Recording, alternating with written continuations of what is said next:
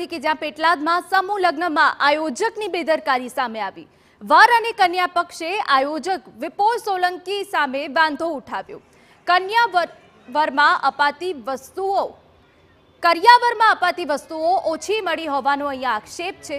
જમવાની વ્યવસ્થા અન્ય સુવિધા નહીં હોવાના આક્ષેપ છે। પ્રત્યેક જોડા પાસેથી આયોજકે 21,000 લીધા હતા। આયોજકોએ કરી હતી ₹80,000 કરિયાવર આપવાની વાત। કરિયાવરમાં મોટાભાગની વસ્તુઓ નહીં મળી હોવાનો પણ આક્ષેપ છે। સમગ્ર મામલે પોલીસને રજૂઆત કરવામાં આવી છે।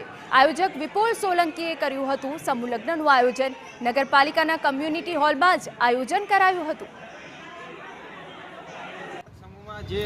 જે આપણે ઘટના ઘટી છે, જે આપવામાં અને જે જમણવારીમાં અને જે મંડપ મુહૂર્તમાં અને પૂરો પાણીની વ્યવસ્થા નથી અને પ્લસ મંડપની વ્યવસ્થા નથી અને પ્લસ જે આપણે જે રસોડા સેટમાં જે આપવાનું કીધું ને એ લિસ્ટમાં જે આપવામાં આવેલી નથી ને મેન વસ્તુ જે છે કે ઘરઘંટી છે, ફ્રીજ છે કે LED ટીવી છે પ્લસ ચાંદીનું મંગળસૂત્ર છે તથા એ આપવામાં આવેલું નથી। એટલા માટે અમે લોકો પોલીસ સ્ટેશન પેટલાદમાં આવેલા છે।